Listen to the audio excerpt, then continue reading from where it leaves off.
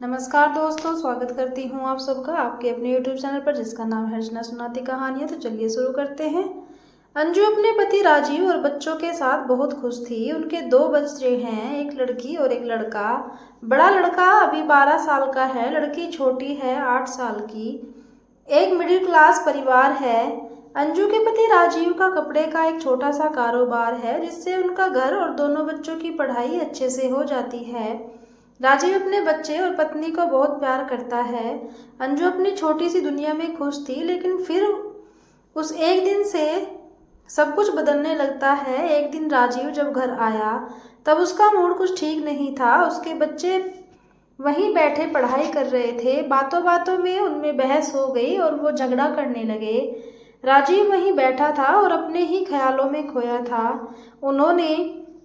उन्हें झगड़ता देख राजीव को गुस्सा आ गया और उसने उठकर अपने बच्चों को एक एक तमाचा रख दिया। अंजू किचन में से आई। बच्चों और अंजू के लिए यह बात बड़ी ही आश्चर्य की थी, क्योंकि राजीव ने आज से पहले कभी अपने बच्चों को मारना तो दूर की बात, जोर से डांटा भी नहीं था। हमेशा उन्हें प्यार से समझाया था। लेकिन आज उसे क्या हो गया था? अंजू ने राजीव से बात की, क्या हुआ आपको? कुछ बात है क्या? लेकिन वो गुस्से में कुछ नहीं बोल कर वहां से चला गया। अंजू को पता चल गया था कि जरूर कोई बड़ी बात है जो राजीव को परेशान कर रही है। कुछ दिन राजीव का स्वभाव ऐसा ही रहा। इस दौरान राजीव अपनी चीजों को लेकर भी कुछ ज्यादा ही पर्सनल हो गया था। उसने अपना एक अलग लॉकर रख लिया था जिसकी चाबी उसी के पास रहती थी। अंजू को यह बात पता थी राजीव उसमें कुछ रखते हैं, लेकिन वो राजीव से इस बारे में बात नहीं कर रही थी। उसे लगा कि शायद वो इस बारे में पूछेगी तो कहीं वो बुरा नहीं मान जाए। ऐसे ही आजकल उनका मूड कुछ सही नहीं रहता है, इसलिए उसने इस बारे में बात ही नहीं की। राजीव कुछ दिनों से अब अकेला रहने लगा था, ज्यादा बातें नहीं करता। बच्चों से भी अंजू को यह बात खटकने लगी। एक दिन जब राजीव अपने लॉकर में कुछ रख रहा था तब अंजू वहां आई। अंजू को देख उसने झट से सबसे पहले लॉकर को बंद किया। अंजू ने पूछा, क्या हुआ? ऐसा क्या है जो आप छिपा रहे हैं? क्या हो गया है आपको? कुछ बात है तो बताइए। राजीव ने कहा, कुछ नहीं, कुछ होगा तो मैं तुम्हें बताऊंगा। ऐसा कुछ है ही नहीं। अंजू को अब चिंता सताने लगी कि उसे अपने पति का बदला रूप साफ दिखाई दे रहा था। घर में शांति ना हो तो उसका असर सब पर पड़ता है। करीब 1 महीने तक उसके पति का यही रूप रहा, लेकिन 1 महीने बाद अचानक वो फिर से बदलने लगा। पहले की तरह ही अपने बच्चों से बात करने लगा।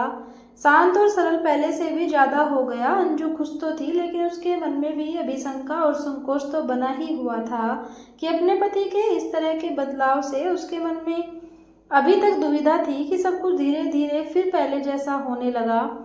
लेकिन अभी भी राजीव अपने लॉकर को नहीं छोड़ता था। लॉकर पर ताला ही लगा रहता था, ना ही उसे किसी को हाथ लगाने की इजाजत होती थी। अंजू को लगा राजीव फिर से वैसे हो गए।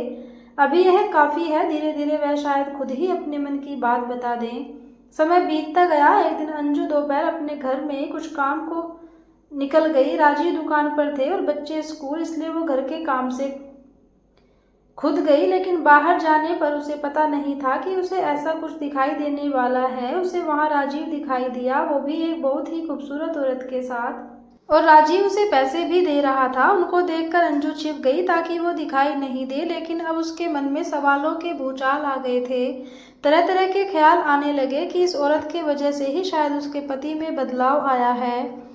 शाम जब राजीव घर आया तो अंजू ने पहले ही कुछ सोच रखा था। उसने राजीव से पूछा, दिन कैसा गया? कहीं गए थे या दुकान पर ही थे? राजीव ने कहा, नहीं, दुकान पर ही था, कहाँ जाऊंगा। अंजू को पता था कि राजीव झूठ बोल रहा है, लेकिन क्यों और इस कारण से यह उसे पता नहीं था। उस दिन से अंजू राजीव पर नजर रखने लगी थी। वो बीच बीच पर दुकान में जाती और राजीव का फोन चेक करती थी, लेकिन अगले 1 महीने तक उसे कुछ नहीं मिला। राजीव ना तो उस औरत से मिला, ना ही कुछ और। लेकिन फिर महीने कि 1 तारीख को वो उससे फिर मिलते दिखाई दिया और उसे पैसे देता दिखा।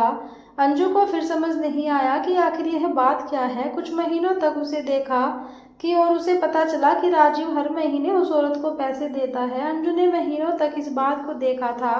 एक दिन जब राजीव अपने घर आया तो अंजू ने उसको पूछ ही लिया कि क्या बात है, आप कुछ छिपा रहे हो क्या? राजीव ने कहा कि नहीं। फिर तुम वही बात लेकर बैठ गई। अंजू ने इस बार बोल ही दिया कि अगर कुछ छिपा नहीं रहे तो हर महीने उस औरत को पैसे क्यों देते हो। राजीव के मुंह का रंग बदल गया, वो तिलमिला गया और गुस्से से बोला, तो तुम मेरा पीछा करती हो, मुझ पर नजर रखती हो। हर महीने मैं बहुत लोगों को पैसे देता हूँ, तुम क्या जानती हो दुकान के बारे में। अंजू ने कहा कि मैं जानती हूँ दुकान के बारे में और यह भी जानती हूँ कि वो दुकान का काम नहीं था। राजीव ने कहा कि तुम्हें जो समझना है समझो, मुझे तुम्हें कोई सबूत देने की जरूरत नहीं है। वो बात वहाँ खत्म नहीं हुई। अंजू ने उसके बाद भी राजीव पर नजर रखी, लेकिन अब उसे वो उसके साथ फिर दिखाई नहीं दे। अंजू ने सोचा कि शायद राजीव ने मिलने की जगह को बदल दिया होगा। राजीव का लॉकर भी उसे अब खटकने लगा। उसे लगा कि हो न हो शायद इसमें भी राज है जो उस औरत और राजीव के बीच में है। जब राजीव नहीं था तब उसने कोशिश की उस लॉकर को खोलने की, लेकिन वो नहीं खुला। घर में बच्चों को देखकर अंजू चुप हो गई। उसने इस बात को घर में उठाना बंद किया। उसे लगा कि इसका उसके बच्चों पर बुरा असर पड़ेगा और वो नहीं चाहती थी कि ऐसा हो। समय बीतता गया। करीब 3 साल के बाद राजीव की तबीयत खराब हुई। सांस लेने में प्रॉब्लम हो रही थी। राजीव अपनी पत्नी के बिना बताए अस्पताल गया था और करीब 1 या 2 दिन वापस बाद आया। घर में किसी को इस बारे में उसने नहीं बताया। 2 दिन बाद जब वो घर आया तो अंजू उस पर टूट पड़ी। बोली कि क्या हालत बना रखी है, कहाँ थे, ऐसा क्या है जो आप इतने सालों से छिपा रहे हैं। आज मुझे आपके और इस लॉकर के बारे में जानना है। राजीव ने अब सच बताना सही समझा। उसने लॉकर खोला और उसमें से फाइल निकालकर अपनी पत्नी को दिखाना शुरू कर दिया। सब देखकर अंजू के पैरों तले जमीन निकल गई। उस फाइल में उसकी बीमारी और अस्पताल के पर्चे थे। राजीव ने बताया कि आज से ठीक 4 साल पहले उसे पता चल गया था कि उसे एक गंभीर बीमारी है और ज़्यादा दिनों का मेहमान नहीं है।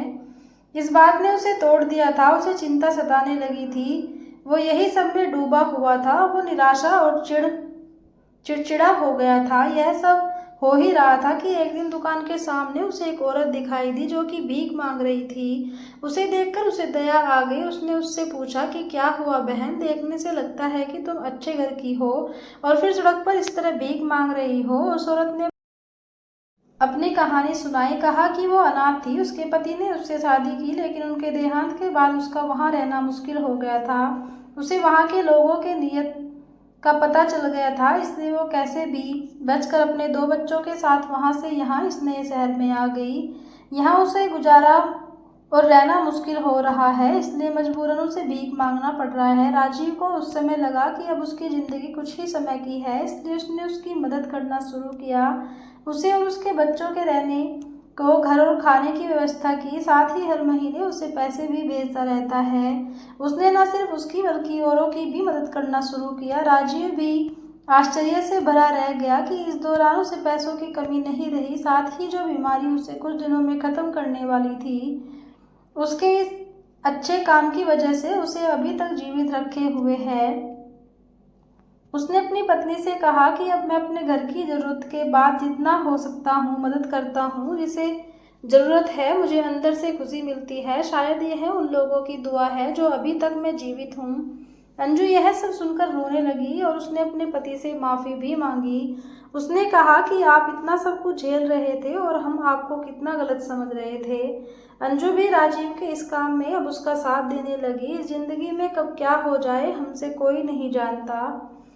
अगर हम किसी के काम आ जाए, किसी को ज़िंदगी जीने में मदद कर दें तो उससे बड़ी बात कुछ नहीं है। अच्छे कर्मों और नियत का फल हमेशा अच्छा ही होता है। धन्यवाद।